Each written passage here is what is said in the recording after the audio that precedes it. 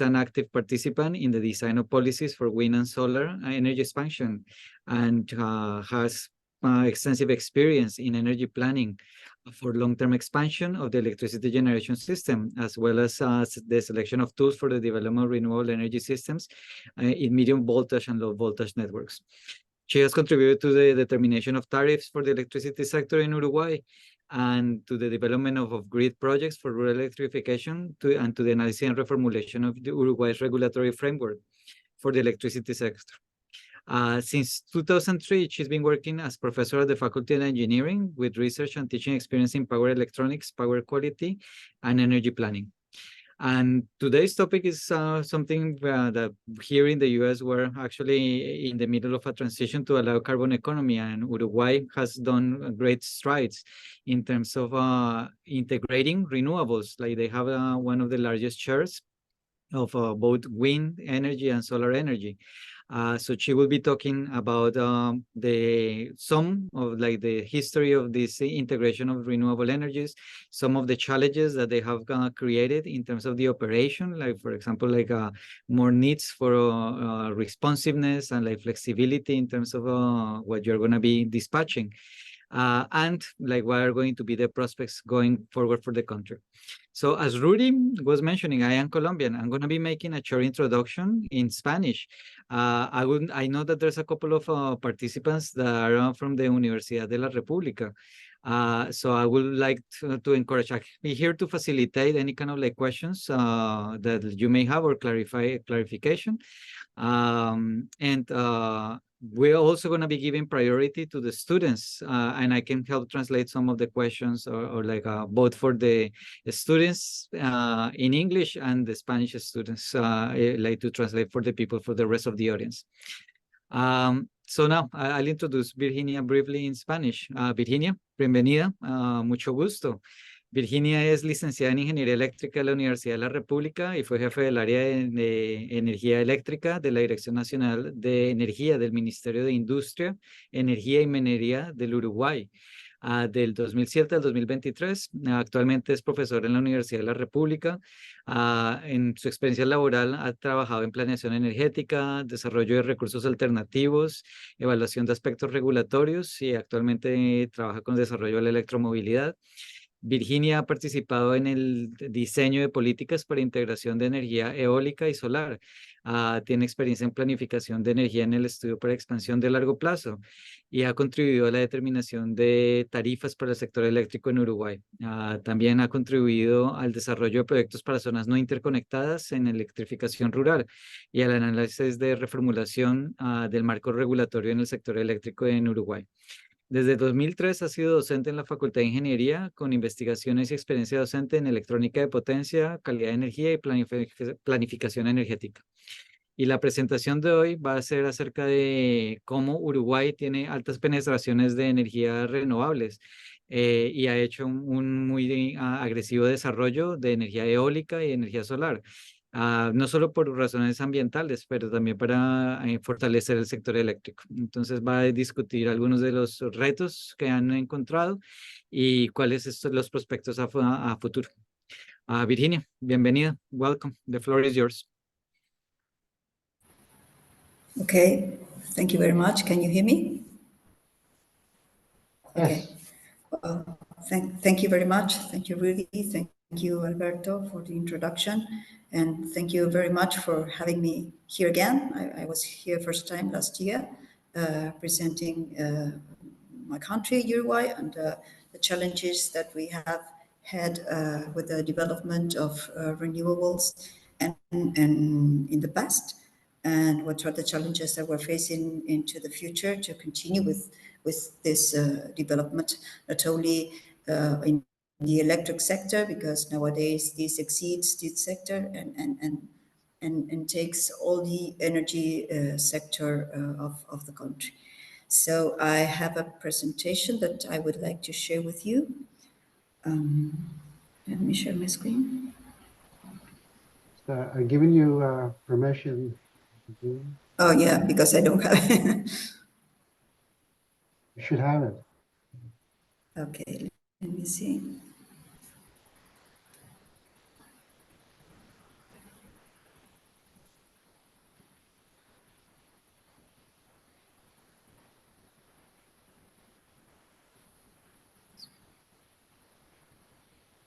Have it?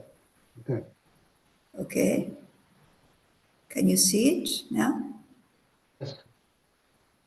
Because I'm not able to see you anymore, so I will assume that you're there.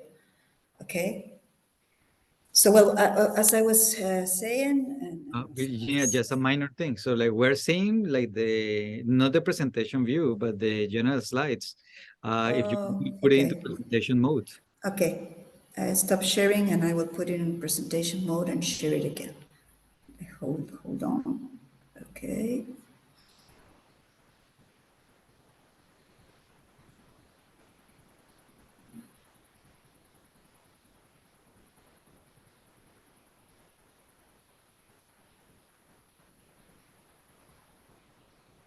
Is it okay? It's coming.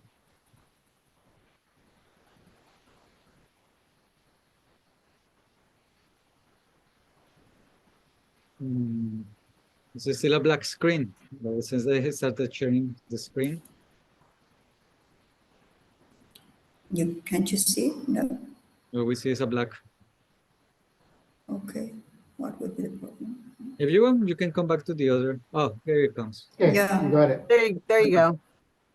Perfect. Okay. Okay. Yeah. Okay. Well, as was said in the introduction, I'm going to talk about renewable energy in Uruguay and the challenge and the opportunities that we faced and that we have looking into the future. As it was said before, I formerly worked at the Ministry of Industry, Energy and Mining. I've been working for quite a long as a teacher at the university, the Universidad de la República. And nowadays, I'm also working in the development of hydrogen projects here in Uruguay. So this is a picture of the Faculty of Engineering of the Universidad de la República. That's where I work. At the university, this is a public university. These are the main figures that we have. We have 23 careers. We have up to 8,000 active students, more than 900 teachers, and 700 annual courses, and it's the biggest university in my country. So first of all, because many of you want to know us, apart from my colleagues that have joined from Uruguay, but many of you want to know Uruguay, but we're a very small country in South America. Let's give a short introduction about the country. As you can see here in the map, we're a small country. We're between two giants like Argentina and Brazil. We have a population of around 3.5 million inhabitants, a very low density of inhabitants per square kilometer, around 19 inhabitants per square kilometers. But we are a highly developed country within our South American zone, as you can see from the figures here. We have very impressive index, like we are #1 in democracy index in Latin America, and low corruption, civil liberties, rule of law index, and with social mobility and e-government development index, we're the #1 within our territory. When we have an equitable growth, when we look at the relation between the income per capita and the Gini index, we are among the best in our region, of course. And in terms of ESG performance, we are very well ranked worldwide, of course.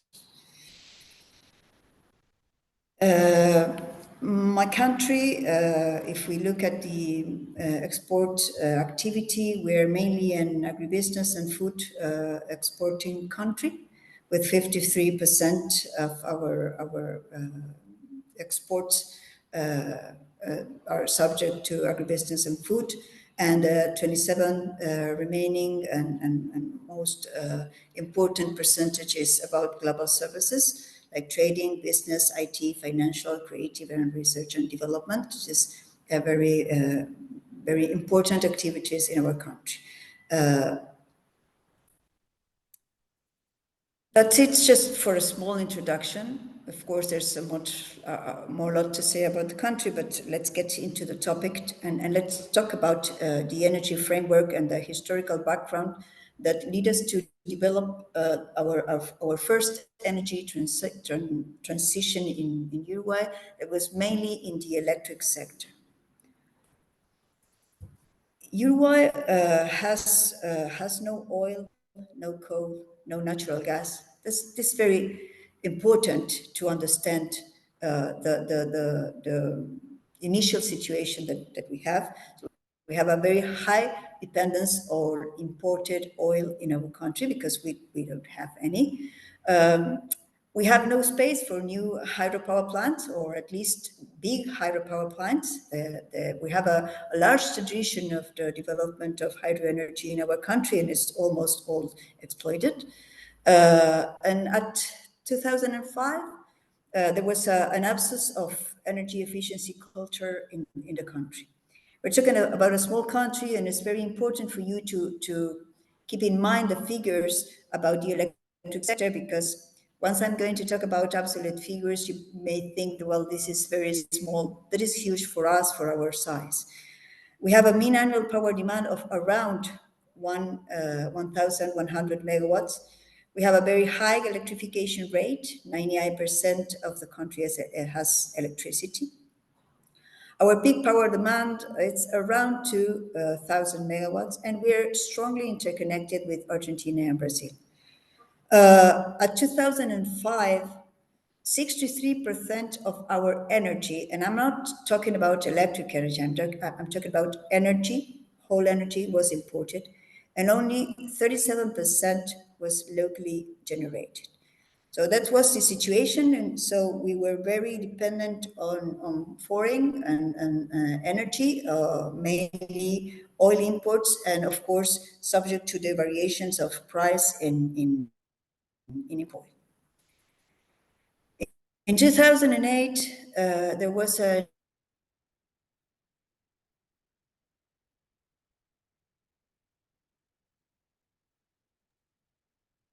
Virginia. new energy policy that was approved by a council of ministers, and it was a huge point when in 2010 began including all political parties in the Congress. Yeah. Nothing. No, you just froze for a second.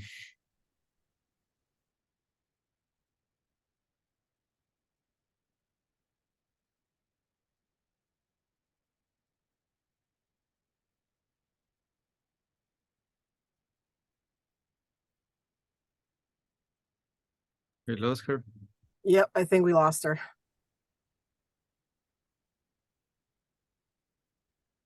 Back. There she is.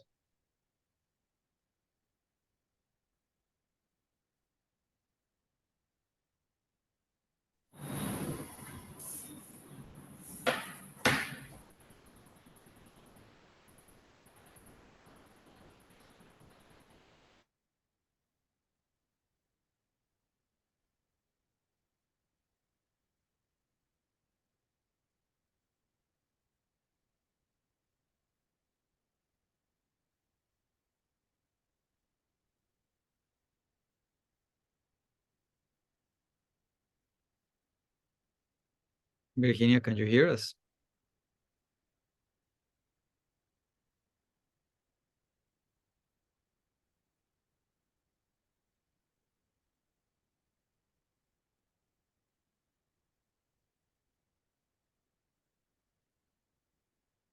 Yeah.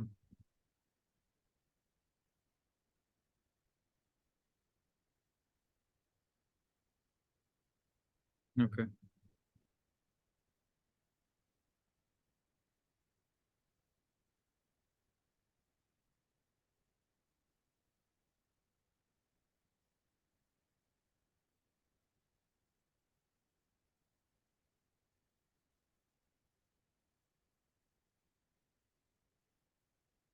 Virginia, can you hear us now?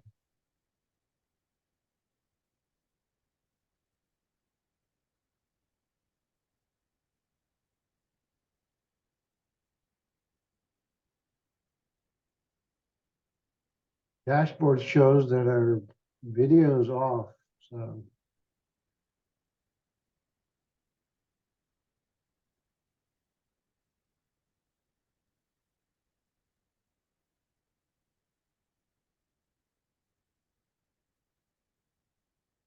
Virginia, can you hear us again?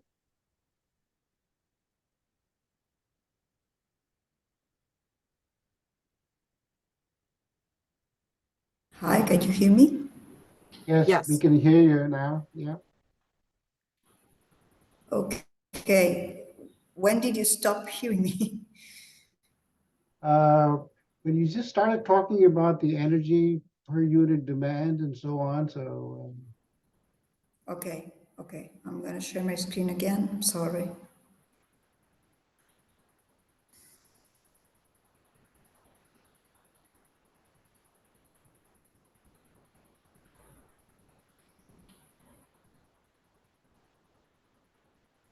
This is, right Please tell me here, when you're able. yeah, It was here, right here? yes, yes. Okay, okay, thank you. okay. Well, I was, like I was saying, in 2008, a new energy policy was approved by a Council of Ministers, and a very huge milestone became when in 2010 it became a state policy that was ratified by a special committee, including all political parties in the Congress, that gave a lot of strength to the energy policy, and I think that it was very important for the development of the actions that I'm going to talk a little bit.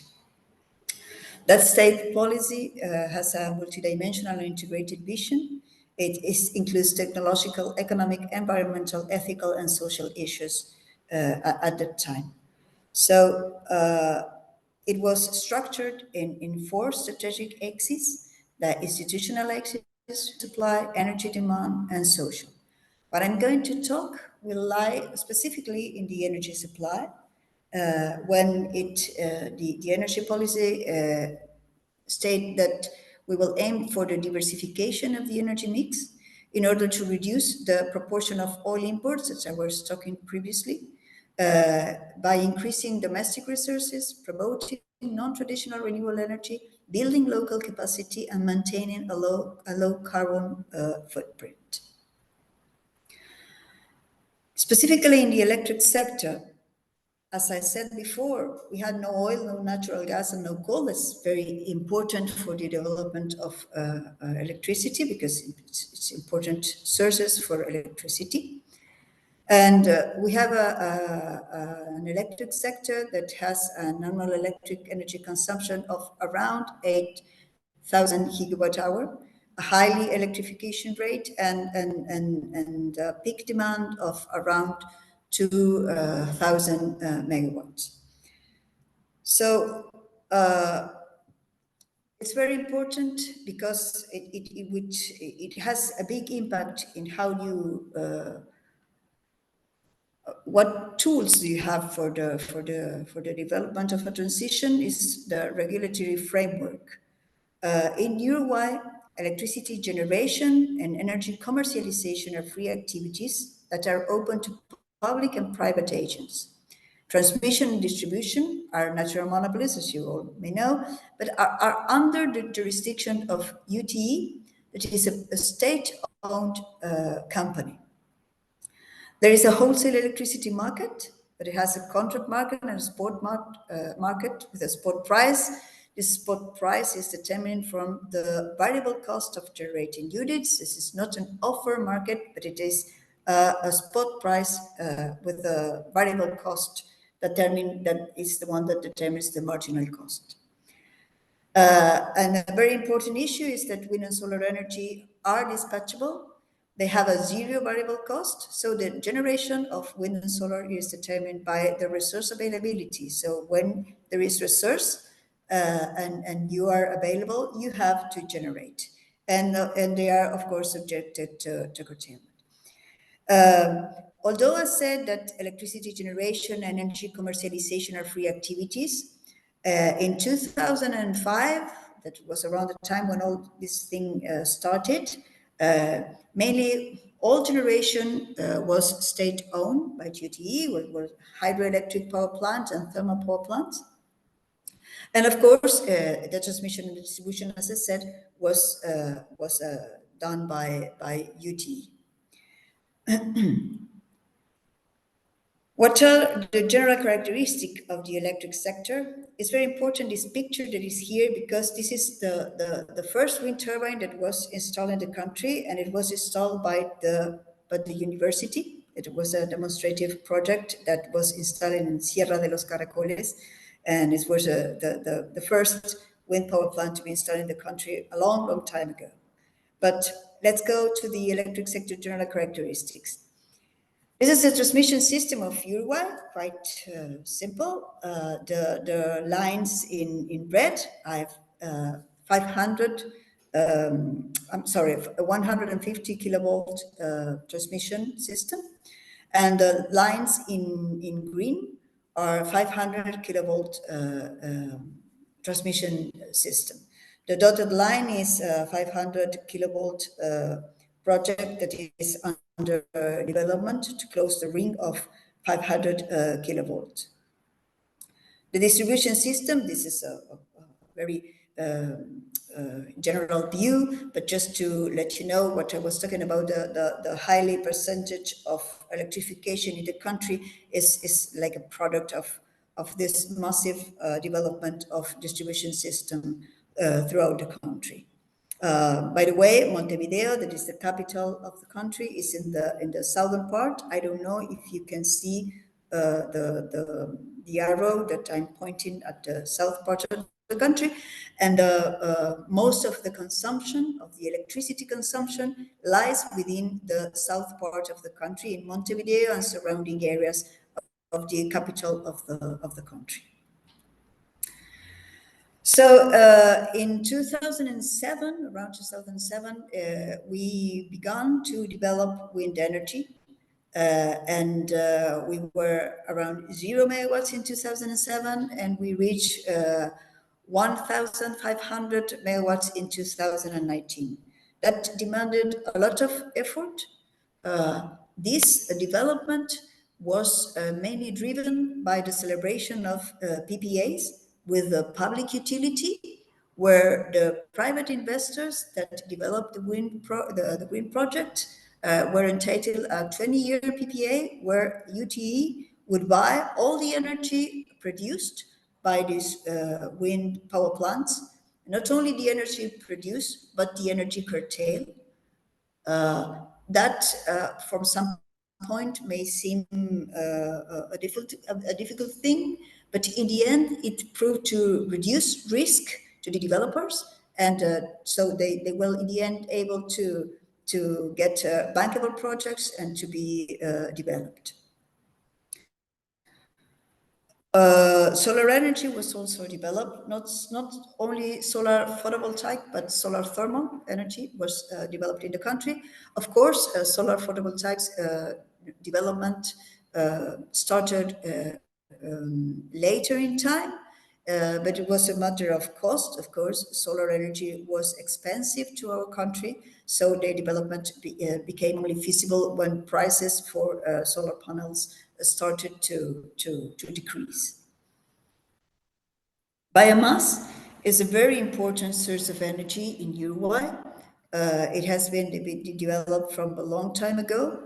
It has generated energy from various types of industrial and agro-industrial waste, forest residues, rice husk, bagasse, black liquor, and these are the main sources.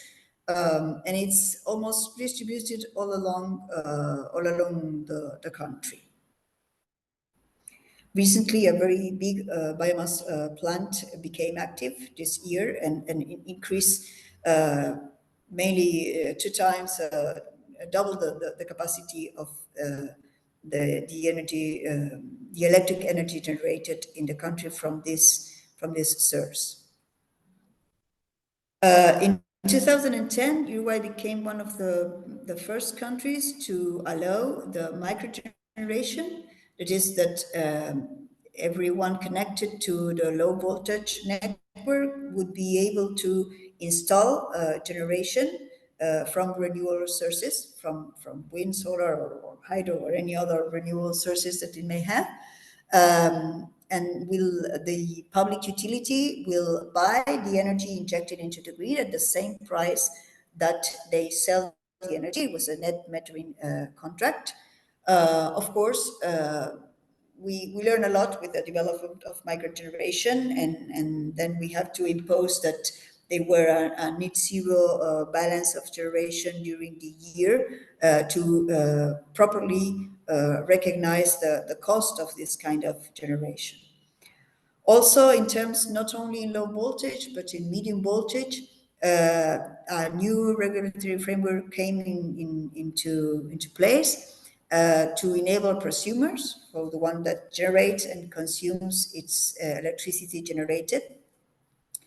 They were recently allowed to inject electricity because in previous times they were only allowed to generate electricity for their own consumption, but they wouldn't be allowed to inject energy into the grid. Now they are allowed to inject it as long as they comply with an annual net zero balance. The enable here is that the customer remains as a regulated customer of the utility. So it does not become a market participant, but it has the possibility to reduce its energy driven from the grid by installing its own generation.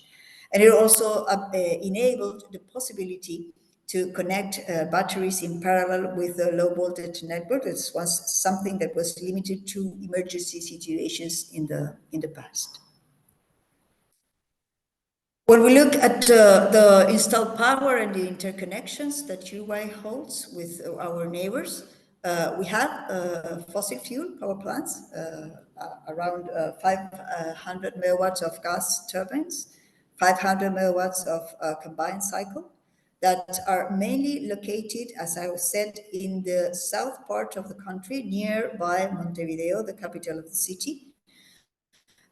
We have renewable sources, of course, 1,500 megawatts of hydropower plants that are mainly located in the middle part of the country and in the north part of the country. That is a big power plant, a big hydropower plant that we share with Argentina.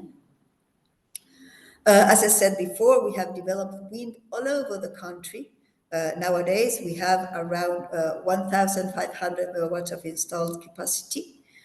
We have 400 megawatts, and right now it rises to up to 700 megawatts of biomass connected to the transmission, to the electric system. And we have solar photovoltaics around 200 megawatts connected to the grid, mainly in the north part of the country, but it's also evenly distributed. As I said before, our country, our electric system is interconnected with Brazil and Argentina that are much bigger electric systems than ours.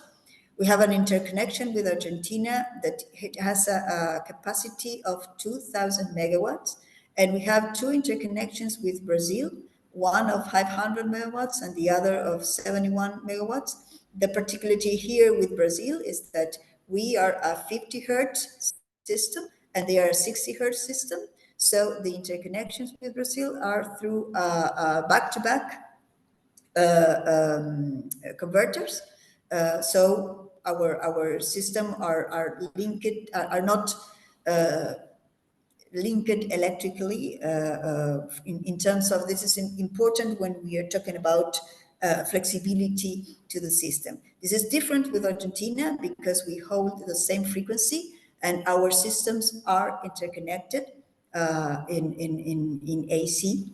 That was one of the things that we had to cope when we developed wind and solar energy, and because one of the requirements that Argentina asked us is that they wouldn't cope with the variability of wind and solar. So we had, in the previous time, we had a quite not flexible system, and we had to install an automatic generation control in some of our power plants in order to keep the link with Argentina away from the variations, or at least the big variations that we will experience from the variability in generation of wind and solar. So what were the energy policy impacts that the electric sector had during this time? Well, with the development of wind and solar, as I was said, that are evenly distributed along the country, we switched for a power generation concentrated, very highly concentrated. We had 3 hydroelectric power plants in the middle of the country, 1 big hydroelectric power plant in the north, and all the thermal power plants around the area of Montevideo. We have to switch to a distributed power generation system, that is the one that we have now, that posed a very huge challenge in the operation of the system, that had to incorporate flexibility from the generating point of view, but also from the transmission system managing. So we have to install I'm sorry, I lost the word. We had to install a dynamic line rating, I'm sorry, in order to get more from the kind of static transmission system that we had in the past, in order to accommodate, to better accommodate the generation that we had from wind and solar power plants. This is how we have been generating electricity from the year 2002, from the past year 2022. As you may see, in the past, all electricity was generated mainly from hydropower plants. When hydro was low, we could incorporate a little bit thermal power plants, and we could import energy from Argentina or import energy from Brazil. Something quite important that I would like to point out when I talk about that we are interconnected with Argentina and we're interconnected with Brazil, that's the exact word that I would use. We are interconnected, we are not integrated. We don't function like as an example, the European electric system that is integrated. We are not integrated. The energy, the electric energy import and export that we have with Argentina and with Brazil are kind of opportunity energy that we have to offer them, or that will have to offer to us. Although I may say that there's a very sense of support between our electric systems, and when one of us is in trouble with George's danger, our neighbors have supported us, and of course we have worked to support them as far as we can. But as I said, when hydro was low, we would always turn to thermal power plants, to imports. Then when we start the development of biomass, it became a very important source. But then after 2010, and mainly after 2013-14, we became to see the importance of wind energy as a contribution to our electricity mix. And we can see, it's clear from here, that even though when we had a shortage in hydro availability, because we are very dependent on rainfalls from year to year, then wind energy became a very important source of energy, meaning that we didn't have to go to thermal generation in those years. In 2021, you can see here that we had a relevant participation of thermal generation, but in this year we sell a lot of energy to Brazil that was going through a period of low contribution of their hydropower plants, and we sell a lot of energy to Brazil in that year. So in terms of variability, as I was saying before, we were very dependent on oil prices. These are two examples of two different years with different hydro condition. You can take the year 2010, when renewables are starting, non-conventional renewables are starting to be developed. And you can see that what we couldn't generate from hydroelectricity was mainly coming from fossil fuels for thermal power plants. Then you can take as an example the year 2013, when still the participation of wind energy was not important, was around 1% of the energy supply that year. And we have a very good hydro generation that year. 77% of the energy was supplied by hydropower plants. And then the thermal contribution was 17%. You can see there that the cost of supply was around half the value that we had in 2012. And then if you take a year like 2016, when almost all the wind projects were in line, or a few were to come in line in 2017, but most of them were in line. And we have roughly a good supply from hydroelectricity, but then the rest of the energy, the 27% of the energy, became from wind. So you can see here that the cost of supply of the demand, it was even, and I said half of the cost that we have when we have a very good year in terms of hydroelectricity, and 3 times, or at least maybe 4 times lower than the one that we have when we have a participation of 50% of hydroelectricity in our electric energy supply matrix. So this is a huge impact. The development of renewables drastically reduce the variability that we have in the cost of supply of electric energy in the country. It was very important for the country. This is something that is, of course, an impact of the renewables. We have good things, and we have things that were, as I said, a challenge for us.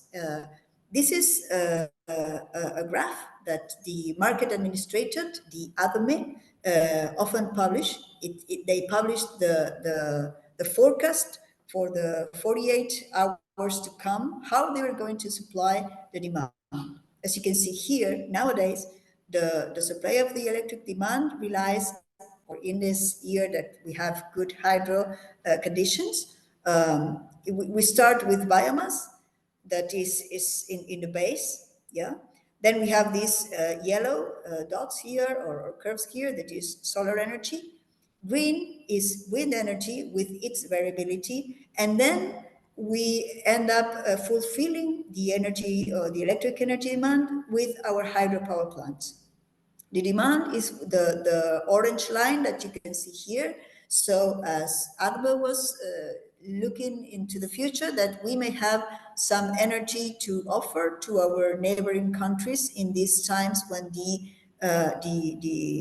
energy generation seems to be surpassing the required electric energy for the demand.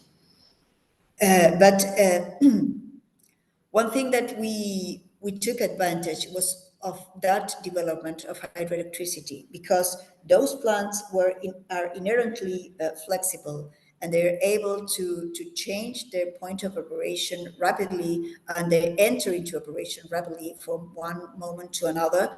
And that's something that was an advantage that we had for the development of these variable renewable sources. On the other hand, it would be good to point out that we had situations like this, yes, when this is the dispatch from the last 48 hours in a specific days that we will have here, that we were able to supply all the energy demand, the electric energy demand of Uruguay, mainly from biomass and wind energy, and the rest we did export it to Argentina at that time. And here we had a lot of wind, and we because of, in terms of security of operation, we should have some dispatchable power plant in line in order to cope with the variation of wind. Because at some point we are here, as you can see in this same picture, that not a few hours, but because it was in the other day, but we can expect this fall in wind, and we should be ready to cope with these variations. So at that time, we would have to start generating, increase the generation of the hydropower plant that was previously in line, and also add another ones to be able to follow the demand of electricity. Other impact of the renewables was that we became an exporter, a net exporter of energy. The blue lines here are the energy that we have exported in the last years, and also on the other hand, we had to face the curtailment of energy. That, of course, I think that we have experienced a learning curve in terms of the handling of variation, and also in the trust that we learn to have in the operation of the system, and the generation power plants that we have, and how they will be able to cope with variability. So in the first year, there was a very high percentage of curtailment that has been lowered down in last years. As I was saying before, and looking on a wider period of time, in the past, subject to the availability of hydro, we would switch from export to imports in electricity. But once the renewable, the non-conventional renewables were developed, we became a net exporter of energy, and have remained in that way since 2013. As a balance, I showed you at the beginning, the first slide, how it was the energy of the country. In 2005, the 63% of the energy, the total energy of the country, was imported, and only 37% was locally generated. And it is very nice to see that in 2019, to take it as an example, it completely switched. And that year, 63% of the energy was locally generated, and only 37% of the energy in the country was imported. And this is a very illustrative graph. We took the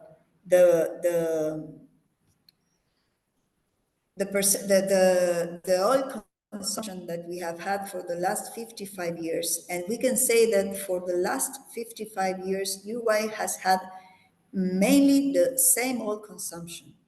In this period of time, the economy has grown at least 3 times. Our population has increased around 30%. And of course, you can be sure that the number of vehicles and the country has grown exponentially and still will able, through the development of another sources, to remain in physical terms the same oil consumption. So this is very good. Now we're here, we have developed non-conventional renewables. We succeed in that, but I always said that we cannot stay still. And of course, we have future and present challenges that we have to address. And what are they? Well, I was saying that we still have 37% of our energy that is imported.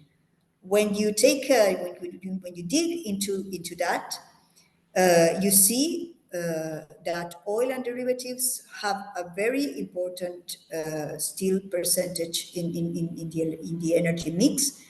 And when you take a look in detail, you see that 79% of the oil derivatives consumption goes to transport.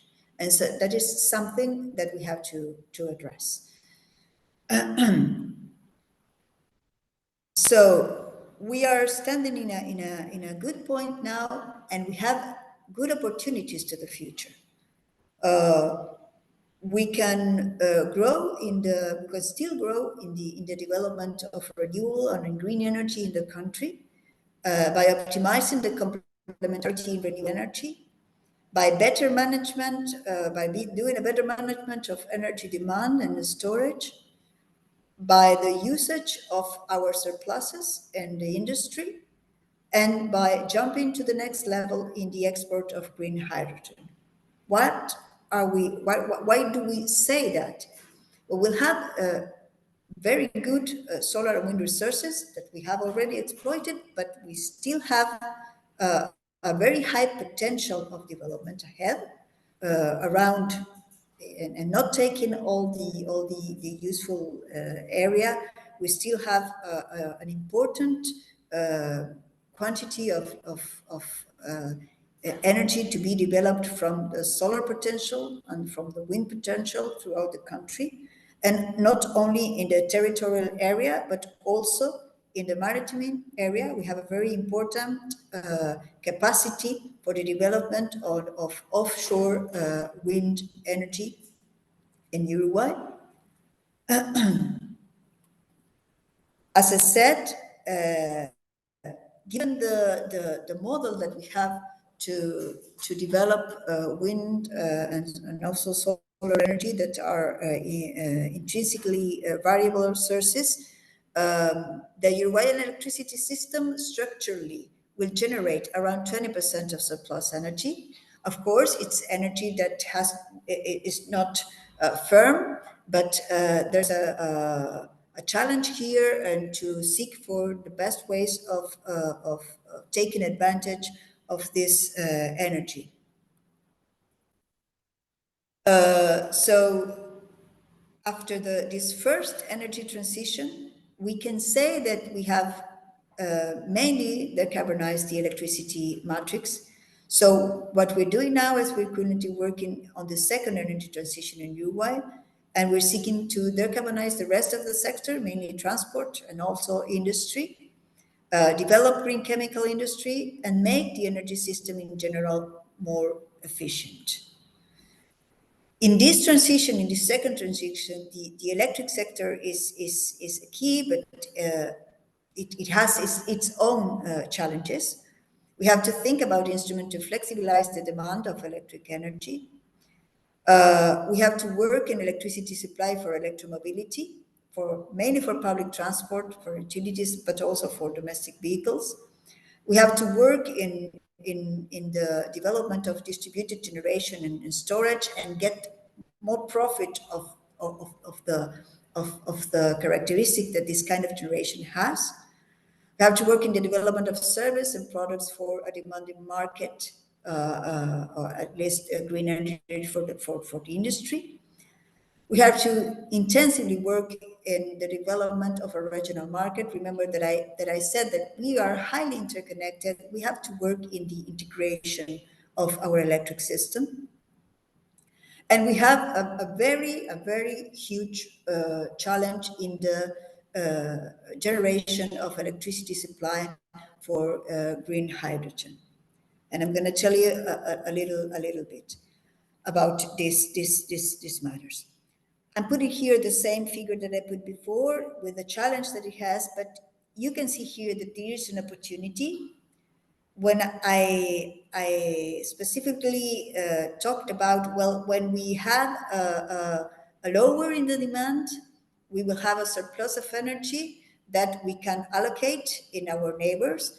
But why don't trying to consume this energy in our country? Look at the times here. These two slots, when we have surplus of energy, is between 0 and 6 hours in the day. Oh, okay, this is the night. So why don't we develop electromobility and tell our car owners to charge their batteries during that time? It will be a better usage of this surplus of energy, and will increase or improve the development of electromobility, because they perhaps may be able to get better prices for energy. So this is one of the main pillars that's being developed now in Uruguay. There are specific measures. I think I'm running out of time, so I'm going to go a little bit more quick. We have been developed electricity mobility with specific measures in terms of acquisition and operation of electric vehicles. There have been specific measures for public transport that have been put in line to switch from fossil fuel fired public transportation to electric public transportation. Also for electric cabs, there are specific measures that the public utility gives to this kind of vehicles. We have developed standards for electromobility. The public utility has developed what is known as the electric route, with a fast and semi-fast public charging infrastructure that covers all over the country. The public utility has the challenge to have at least one public charging point every 50 kilometers distributed all along the country. And it has also the challenge to improve private investment in the development of public charging infrastructure that is being developed right now. The points that are here in the map are already public charging points that are functioning throughout the country. And the main ideas for the development of electromobility in Uruguay is that it has to be organized, it has to have an organized development from the beginning, that it has to, the user experience has to be taken care from the beginning of the development, and accessibility and security should be the priority for the development. The other main thing that we are, and one of the biggest challenges that we have right now is the development of green hydrogen. From the early calculations, Uruguay has good conditions for the development of green hydrogen, mainly because, well, as I told you, we have a renewable electric energy mix. So 98% of our energy is renewable, so we can produce green hydrogen. We have excellent conditions to export hydrogen. We have a port in the Atlantic Ocean. We don't have major climate events or social conflicts. And as I said before, the development and wind and solar still have a huge capacity to be developed in the future that will cope and exceed the needs for the development of green hydrogen, as we said. In the development of hydrogens, the main idea is to start with small domestic development, for long distance and heavy transport, and focus on synthetic fuels and green fertilizers. Uruguay has published his hydrogen roadmap in 2022. And this is just a slide to show you the different phases that we have committed into the development of hydrogen. Nowadays, we are running through phase one, that is from 2022 to 2025, when the aim is to develop the first regulation for green hydrogen and develop the first pilot project, and also start the development of around from 20 to 500 megawatts of renewable energy system. And then we will start phase two and phase three that will pose a very huge challenge mainly in the electric system, but also from the logistics points of view. But as we're here talking about energy, just to give you a hint, we're talking about the development of between 2 and 4 gigawatts of renewable energy between 2026 and 2030. Keep in mind, our system has, as I said, a peak demand of 2,000 megawatts nowadays, and it won't grow at that pace. It will grow around 3% of accumulated energy per year. So the development of hydrogen is a very high challenge that we have to face into the future, and that we're facing right now and thinking right now, because around 2030 and beyond, we will seek for the development of 20 gigawatts of renewable energy capacity, renewable energy generation capacity in the country.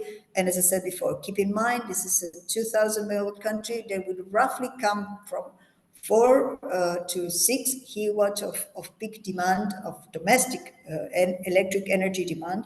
And we're talking about development of a system that's around 3 times the electric system that now. So it's quite a challenge that we have into the future. But I'm confident that we have the tools to cope with it, and we're already working on it. So I will have to thank you very much for your attention, and I'm sorry for some of my difficulties in English, and of course that I'm more often willing to take your questions, and so thank you. Yeah, thank you very much. So like that was a wonderful presentation. And yeah, like, I think that like your English was perfect. So like, thank you so much for all of the insights that you have provided. So as I mentioned, like one of the things, we have like around 25 minutes for questions. We want to prioritize students making a question. So like, please, like there's a couple of students in the chat, a couple of questions in the chat. So those of you that are students that I put a question in the chat, please like read it, identify and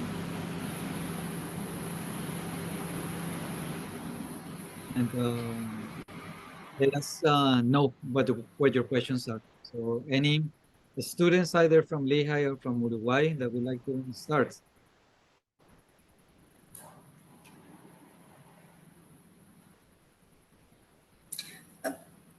I'm sorry, Alberto, because I missed the. I missed was it. Do you mean that we're going to answer the questions from the chat? We're going to start mostly with the students, right? So if some of them actually put questions in the chat, like we'll go first with those, and then we'll go with each one of the other questions. So I see, Ava, you turn on your camera, so like please identify yourself, and I see that you have actually a question in the chat, so you can ask it directly to Virginia. Awesome. Thank you so much. Yes, thank you very much for your presentation today. It was very enlightening to hear what's happening in Uruguay. So I just had a clarification question, I believe. It pertains to the first slide discussing the impact of renewables. I also didn't introduce myself. Hi, sorry, I'm Ava. I'm an energy systems engineering master's student. So the slide talking about the impact of renewables, and we looked at the percentage of supply from hydro, I believe, in 2012, 2013, and 2016. That first price in 2012, or the first cost, it's 1.405, and it says million US dollars. I was wondering if, I just want to confirm that that is correct, or should it be billion? Yes, yes, Okay, it is correct. No, it's billion. Keep in mind, because that's what I'm always saying. We're a very small system. Okay, you can't compare it with the US or mainly very few countries are small and have a small system like us. So it is million. Yes, it is. Okay, perfect. Thank you. I just wanted $1,400 million. That's a lot of money. Okay. Awesome. Thank you very much. Appreciate it. Thank you, Ava. Other questions from students? So I would I would like to ask a question. Hi, I'm Andy Chung. I'm a work study student at the at Lehigh. I was just wondering how important are batteries for Uruguay's grid system, and like how much battery capacity does Uruguay also operate with? Well, nowadays, I would say that mainly we don't have batteries installed in our country. What I said is that we enable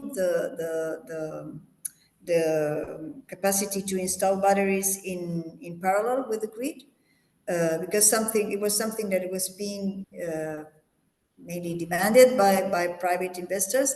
And I mean, we may have very small installation, but very domestic installation. But there's been a project under development to use batteries to improve the quality of service of some rural areas. And as far as I know, that project is still under development. So nowadays, I would say around zero. It is not important for us nowadays. Perhaps in the future, and to look at it as something to give more firm power to the variable renewables. But nowadays, it is negligible, the capacity of batteries installed in the electric system. Got it. Thank you very much. Thank you, Andy. Other questions? And like, like it's students that want to ask the question in Spanish, feel free, like, I'll translate. So the rest of the audience understand generally what the question is about.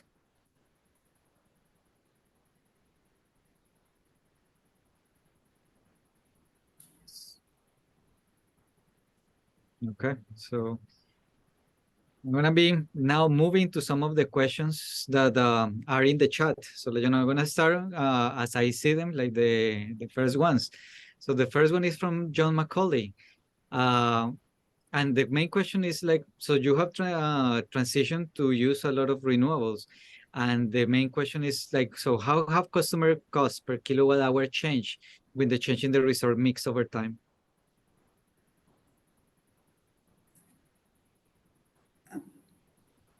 I'm sorry. Did you hear that? Hi, Yeah, we do can you hear hear you. me? Yes, we can hear you, but your video seems to be frozen. Okay. Well, I don't have in my mind the specific reduction of the cost of kilowatt hour that the renewables had, but it did have an impact in the cost of the customers for the development of renewables. It did have an impact in the cost and also in the variation of the cost, because when we had a system, an electric system, but that was highly dependent on rainfalls, and the energy that you did not you were not able to generate through hydroelectricity, you had to generate through fossil fuels. It had a big impact in the cost, and sometimes you have to raise the tariff more than once in a year to cope with that variation. So that the renewables give more predictability in the cost, in the future cost of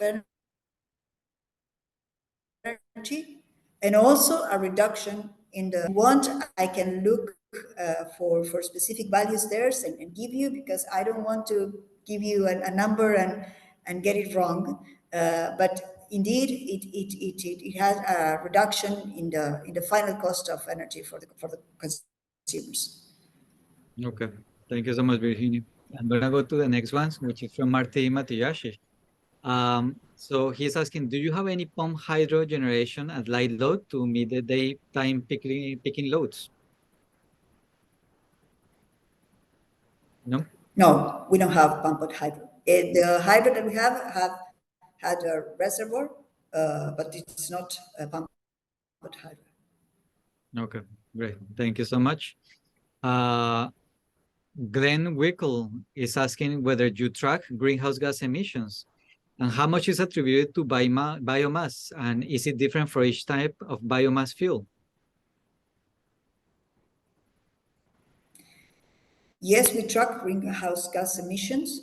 I don't have the figure how much is attributed to biomass. I can search it and give it to you. I don't have that information written right now. I'm taking notes. Yeah, if you can hear me, maybe I'll clarify. So since you're planning to sell green hydrogen, it has to be certified green. And I'm wondering, can you count 100% of the biomass as green or some percentage, or maybe you'd have to look that up too. As far as I know, it is mainly most of biomass can be thought as green because they are attached to industrial processes. Only very few of them are directly burned to generate electricity. That is one single small power plant that burns biomass to generate electricity. But the others are pulp mills, or like I said, they burn biomass because of an attached industrial process. So it's cogeneration, and they generate electricity as a second product, and they inject it to the electric grid. That's why they are in the base, as I showed in the diagrams. When you see how base, it's always biomass, because they are always linked to an industrial process, so they are not dispatchable. I don't know if that answers your question. Yeah, that helps. So the bottom line on all the plots was one plant of your electricity plots. Yeah.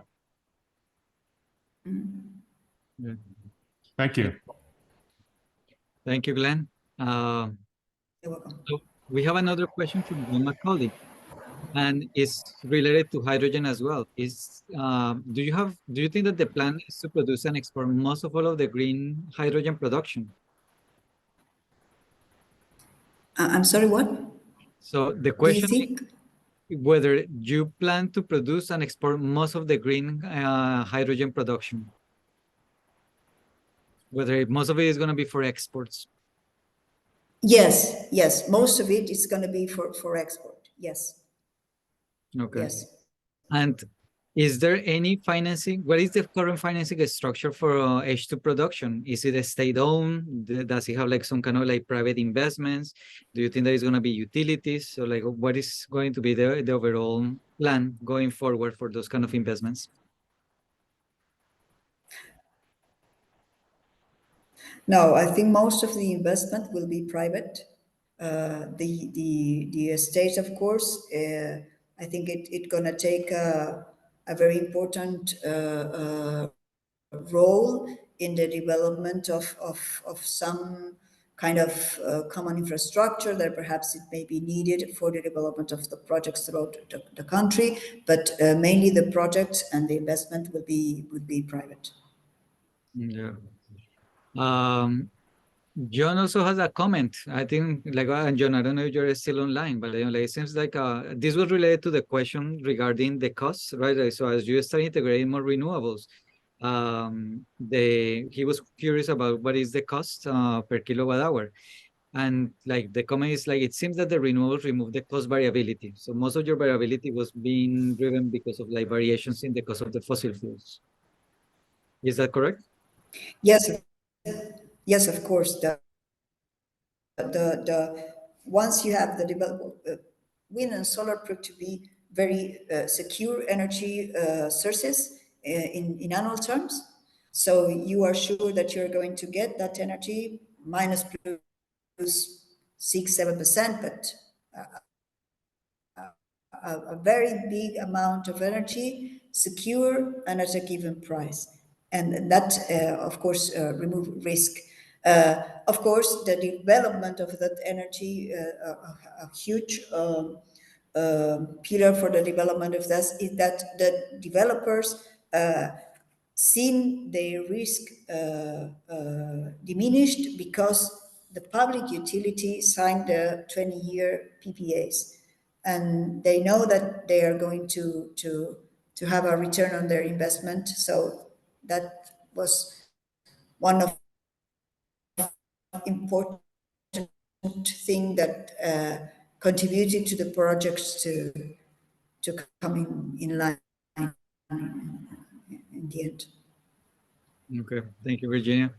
I actually have some question, but I leave it. There's a couple of other questions coming through the chat. Sabir Ali, it's regarding also a question regarding prices. Is it right that the electricity price is fixed in dollars per kilowatt and not variable? The price for electricity Price. The electricity price. is he talking about the tariff? Sabir, if you can clarify, I'm not completely sure that I understand the question completely either. So this is at the wholesale level or at the retail level that you're asking?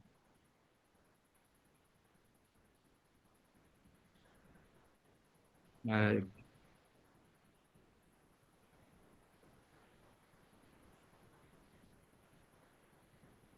The tariff.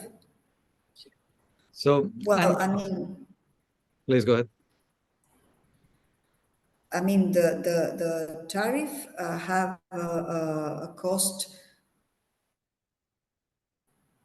There are different tariffs depending on the type of consumption that you have. If you're a residential user, or if you're an industrial user, but mainly the tariff comprises of a fixed cost for the capacity that you have to contract, and then a cost per kilowatt hour that you can have per time slot, depending of the kind of user they have. We have in the country, we have some tariffs that have different prices depending on the time that you're consuming, or time consuming tariff, or fixed charge tariff. There's a very wide types of tariffs in the country. Okay, so you have like time of use and real-time pricing and things like that. Yeah. Yeah. Okay, great. Thank you so much, Virginia. And yeah, Leon, actually, Xavier was asking about the tariff. Actually, if I may, I have a follow-up question. So you were saying that before, because of the variability in the fuel cost, sometimes you had to revise the tariffs more than once a year. Nowadays, do you revise them frequently, or like have you been able to reduce that like revision of what is the tariff that is going to be allowing you to recover some of those costs? Nowadays, once a year is fair enough to revise. Tariffs are usually revised every January and remain the same for the whole year. Okay, great. Thank you so much, Virginia. The next question is from ESE La Santa Prasad. And it's, do you have own renewable forecasting systems, or do you use third-party systems to forecast renewables? I'm sorry, I missed the question. Like, it's whether if you are using your own in-house developed renewable forecasting system, or if you use a third-party developer to give you renewable forecast information.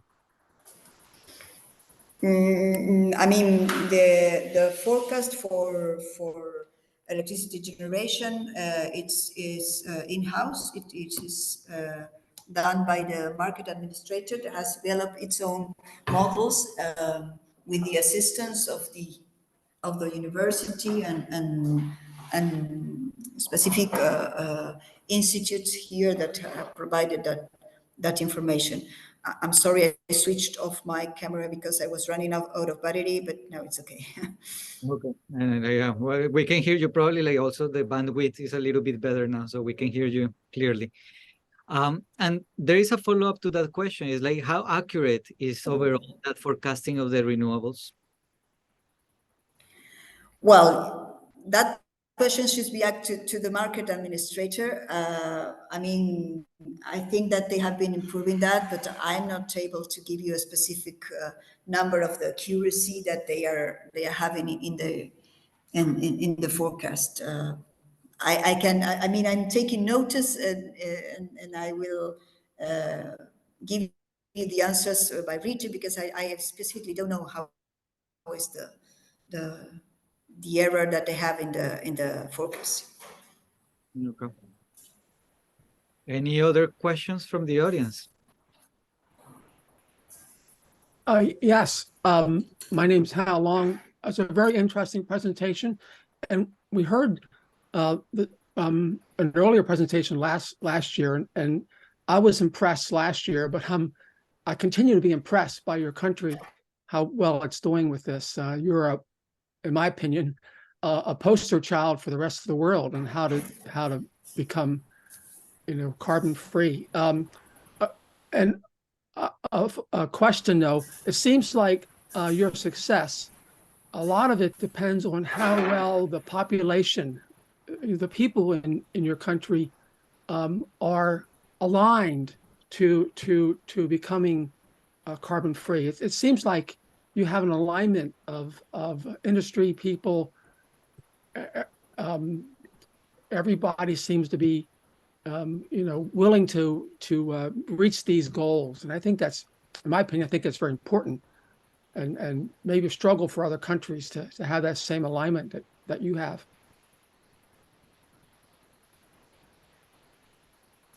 Yeah, thank you, Hal. Well, as I said before, it was very important to have a state policy for the development of renewables. That was a very huge thing that eased things very, very much. Also, to be honest, we didn't have much choice, because we don't have any other sources, and so I think that it's a combination to look inside and see what is the best that you can do with what you have, and for us it was quite a success. But I'm quite proud of it, but I must be honest that perhaps when you have other options, it is not so easy to say, well, let's focus on renewables because that's the only thing that we have. Yes, I understand completely, but again, it's impressive what you've done. Just one more follow question. Talk about the need to look at vehicles and transportation now. What is the percentage of vehicles that are now electrified? Do you know, in your country? No, I don't have the figures. It is very, very small numbers because it's although the sales of electric vehicles kind of duplicates every year, it's still from a small base, and so it is not relevant right now. Of course, if you see it as an absolute figure, well, it's big because it's continuously being developed. But in terms of the total cars in the country, it's not important. I don't have that figure in my mind right now specifically, but it's not still very relevant. Okay, thank you. Thank you. Other questions from the audience?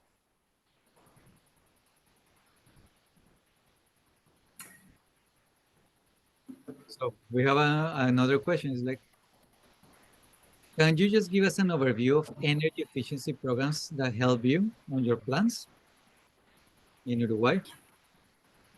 I'm sorry, can you repeat it, Albert?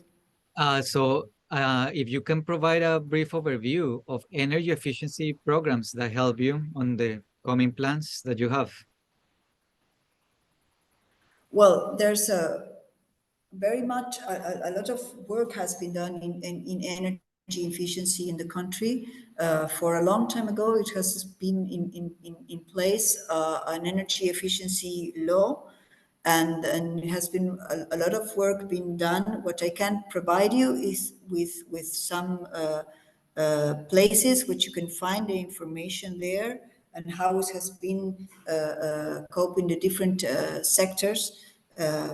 Because, as I said, when all the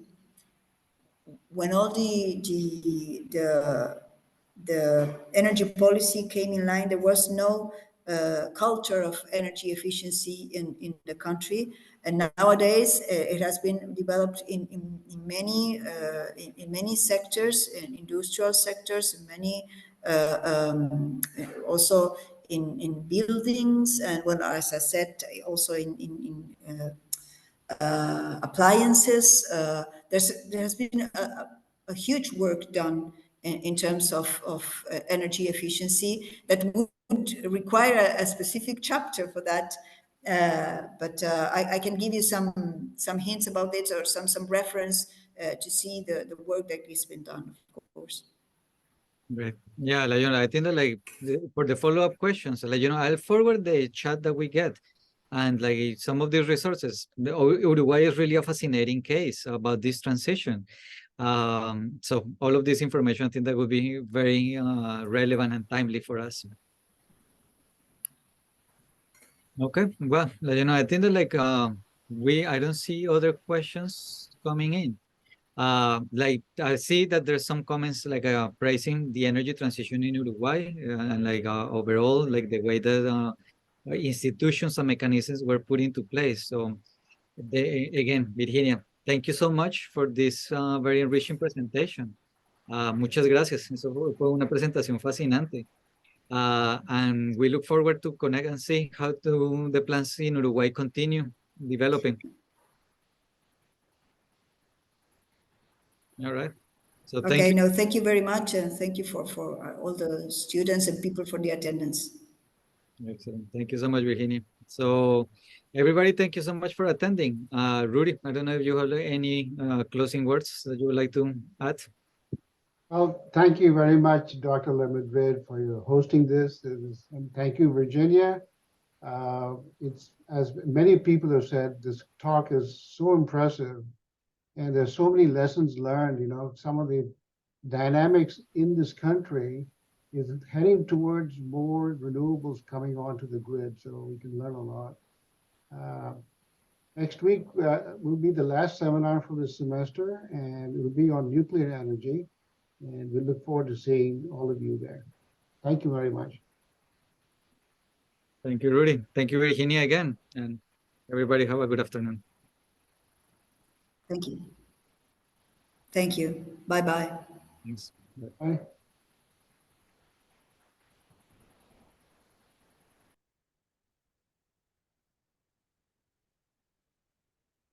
Presentation. Thank you all.